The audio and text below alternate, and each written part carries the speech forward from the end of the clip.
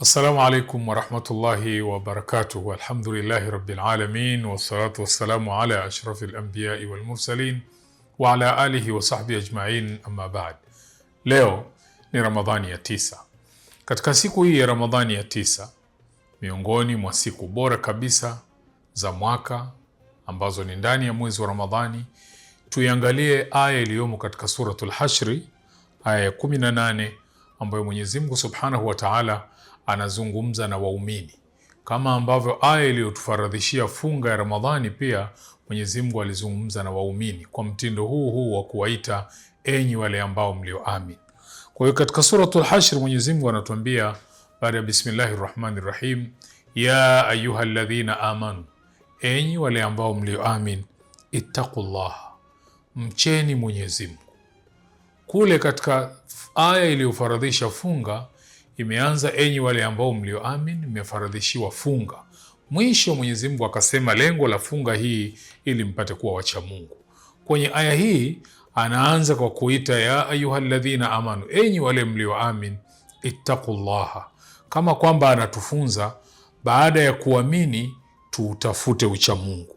Lakini katika kuutafuta ucha Mungu mbele anasema waltandhur nafsum ma qaddamat lighadin, na nafsi iangalie imetanguliza nini cha kuifaa nafsi kwa ajili ya kesho, kwa maana maisha baada ya hapa ulimwenguni.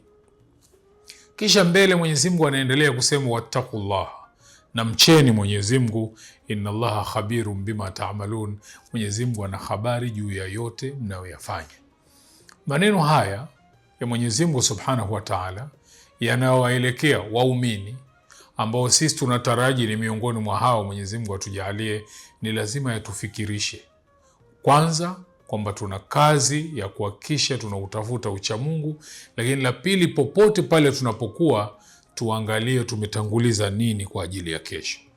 Unazoona umetuambia kwa Mwenyezi Mungu Subhanahu wa Ta'ala, hapa anatuambia mcheni Mwenyezi Mungu katika mambo yenu, katika nyakati zenu zote, kuhakikisha hakuna wakati mnakuwa hamko katika kumcha Mwenyezi Mungu Subhanahu wa Ta'ala.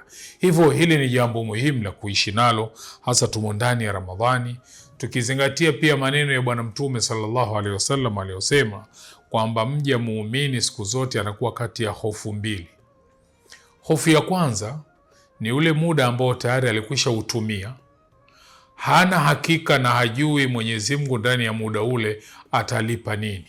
Je, aliutumia vizuri ili alipo mazuri, au aliutumia vibaya ili aje kuadhibiwa? Ili mradi kule kutokuwa na hakika kwenye ule muda uliopita unamfanya na kuwa ndani ya hofu. Lakini hofu ya pili ni wakati unaokuja mbele yake, anakuwa pia na hofu, atautumiaje, ataumalizaje, ataangukia kwenye nini, hali yake itakuwa vipi? Je, ataingia kwenye kufanya anayoyapenda Mwenyezi Mungu na kuyaridhia, au ataingia kwenye msukosuko ambao utamtoa kwenye kupata radhi za Mwenyezi Mungu Subhanahu wa Ta'ala, au ataondoka ulimwenguni kabla hajaweza kurekebisha yale ambayo Mungu hayapendi na kuyaridhia.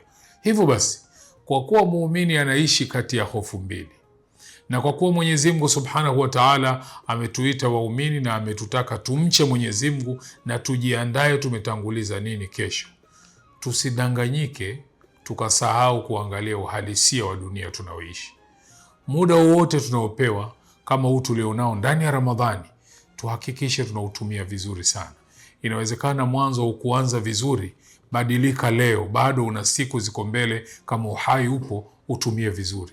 Ulimwengu huu tunaambiwa hakuna mtu atakaa hapa kwa kudumu kwa milele, kama ambavyo takwimu za Umoja wa Mataifa zinaonyesha kwamba ndani ya ulimwengu huu kwa siku moja wanafariki watu 174,349,